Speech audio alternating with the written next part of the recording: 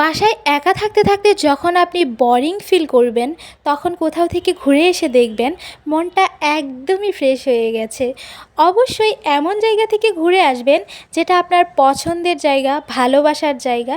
ঠিক তেমনি আমার পছন্দের এবং ভালোবাসার মানুষগুলোর মধ্যে আমার ভাগ্নি রয়েছে একদমই টপে। হে এভরিওয়ান, আসসালামু আলাইকুম, welcome back to my new another blog. নতুন আরও একটি ব্লগে আবারও ওয়েলকাম করছি আপনাদের। আশা করছি আপনাদের অনেক বেশি ভালো লাগবে। আমি 2 দিন আগে আমার বোনের বাসায় গিয়েছিলাম, তো সেখানে যে কি করেছিলাম, কি খেয়েছিলাম একদিন আপনাদের সাথে শেয়ার করব। পাশাপাশি আমি বিকালবেলা আমরা সবাই মিলে গিয়েছিলাম বাহিরে, তো সেখানে যেও কি করলাম সেটাও আপনাদের সাথে শেয়ার করব। তো সকাল সকালেই তো আমার বোন আমাকে ডিম সেদ্ধ করে দিয়েছে, সেটা খাচ্ছি। আসলে বোনের বাসায় বলেন, মায়ের বাসা বলেন, এই বাসাগুলোতে গেলে আসলে নিজেকে রাজকীয় একটা ভাব আসে নিজের ভিতরে। কেন বললাম, কারণ হচ্ছে এখানে নিজের কোনো কাজ নেই, কোনো কিচ্ছু নেই, শুধু খাবো, টাইমলি খাবো, আর আমার ভাগ্নি ওর সাথে একটু খেলা করব, একটু দুষ্টামি করব, ব্যাস এটাই। তো এদিক দিয়ে সকালের নাস্তায় আমার বোন বলছে তোকে একটা স্পেশাল একটা খাবার খাওয়াবো আজকে, কারণ এই খাবারটা এর আগে আমি খাইনি। তো আমি এটা ফার্স্ট টাইম খেয়েছিলাম। তো এটা ওর শ্বশুরবাড়ি থেকে পাঠানো হয়েছে, এটার নাম নাকি সাতু। তো আপনারা এই সাতুটা কে কে খেয়েছেন অবশ্যই কিন্তু কমেন্ট করে জানাবেন। আর এটা খেতে এত বেশি ভালো ছিল, আর কাঁঠাল দিয়ে খেতে তো আরও মজা ছিল। আপনারা চাইলে কলা দিয়েও খেতে পারেন, যার যেমন ইচ্ছা, এমনিতেও খেতে পারেন, অনেকে অনেক রকমভাবে খেয়ে থাকে। আপনারা কে কীভাবে খান অবশ্যই কিন্তু কমেন্ট করে জানাবেন। তো এদিক দিয়ে আমার ভাগ্নি তো ও তো খায় না, তো খুবই দুষ্টামি করে। তো এদিক দিয়ে আমি খাচ্ছিলাম, এত তো আমার পক্ষে খাওয়া সম্ভব না, আমার বোন খাচ্ছিল ওই দিক দিয়ে। তো দুইজনে মিলে সকালের নাস্তাটা খেয়ে নিলাম। তো যদিও আমি ডিম খেয়েছিলাম সকালবেলা, আর এদিক দিয়ে এটা খাওয়ার পর একদম পুরো ভরপুর হয়ে গেছে। আর এই খাবারগুলো অনেক বেশি হেলদি আর পেটে অনেকক্ষণ স্থায়ী থাকে। তো যাই হোক, এদিক দিয়ে আমার ভাগ্নি টিভি দেখছিল আর চিপস খাচ্ছিল। তো আমার কিছুক্ষণ পরে মনে হচ্ছে যে একটু আইসক্রিম খাবো, তো ফ্রিজ থেকে আইসক্রিম বের করলাম। তো আমি তো আর একা খাবো না, তো আমার ভাগ্নিকে একটা দিলাম, আপুকে খেতে বললাম, ও খাবে না, আর আমি এদিক দিয়ে একটা খাচ্ছিলাম। তো আইসক্রিম খেতে কে কে পছন্দ করেন অবশ্যই কিন্তু কমেন্ট করে জানাবেন। আমার তো অনেক বেশি পছন্দ, পাশাপাশি আমার ভাগ্নিরও অনেক বেশি পছন্দ, যার কারণে দুইজনের তো একদমই মিলে যায়। তো ও অনেক বেশি খুশি হয়ে গেছে আইসক্রিমটা পেয়ে। তো দেখেন, ও একা একাই একদম খেতে পারে, কোনো রকম কোনো সমস্যা হয় না, আর বলে আমি বিড়ালের মতো খাচ্ছি। অনেক রকম গল্পও ও জানে, ওর সাথে থাকা মানে মানে কী যে ভালো লাগে। আর এই ভালো লাগাটার জন্য ওর বাসায় আমি যাই।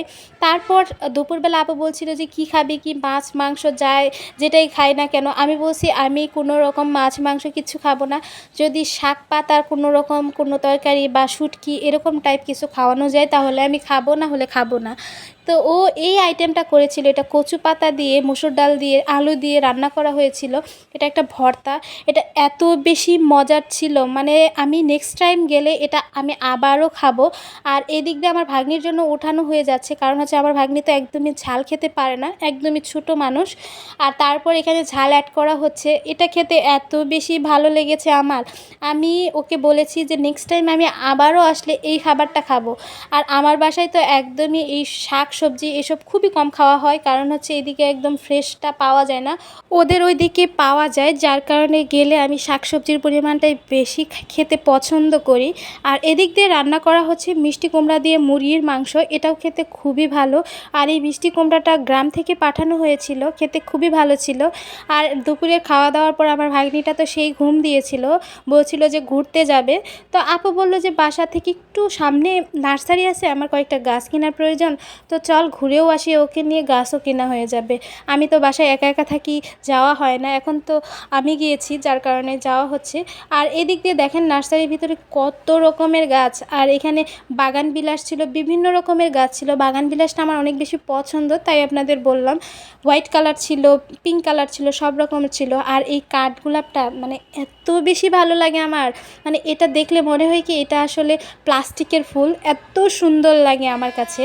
আর এই এদিক দিয়ে বাগান বিলাস পিঙ্ক কালার যেটা ওটা দেখছিলাম। আর আমার ভাগ্নিকে দেখে আমার এত বেশি হাসি পাচ্ছিল এই জায়গাটা, মানে ও পছন্দ করছিল যে ও এগুলা বাসায় নিয়ে যাবে, যে এটা আমার অনেক বেশি পছন্দ।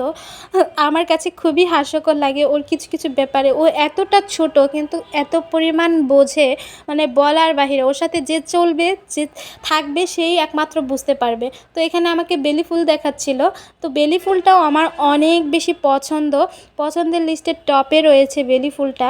আর এদিক দিয়ে আমার ভাগ্নিও আমাকে ঘুরিয়ে ঘুরিয়ে দেখাচ্ছিল যে এটা নিব, এটা নিব। আর এই ফুলটার নাম কি জানি না, তবে এই ফুলটা দেখতে আমার কাছে বেশ ভালো লাগে। নামটা আমার সঠিক মনে নেই, কিন্তু ফুলে যদি কোনো রকম কোনো গন্ধ না থাকে আমার কাছে সেটা ফুল মনে হয় না, যদিও দেখতে অনেক সুন্দর। আর এই দিক দিয়ে আমার ভাগ্নিকে একটা ফুল দিলাম। ও বলছিল যে এটাতে কোনো, আমি বললাম যে এটাতে কোনো গন্ধ নাই। ও শুকে শুকে দেখছিল। আর এই গাছটা নেওয়া হয়েছিল, আর অনেকগুলা গাছই নেওয়া হয়েছিল। ভিডিওটা অনেক বেশি লং হয়ে যাবে দেখে আমি আর দিলাম না। তো সন্ধ্যার পরে আমরা এখন সবাই চা খাবো। আর এই চা খেতে খেতে আপনাদের কাছ থেকে বিদায় নিয়ে নেব। আমার এই ছোট্ট ব্লগটি কেমন লাগলো অবশ্যই জানাবেন। সবাই অনেক ভালো থাকবেন। আল্লাহ হাফেজ।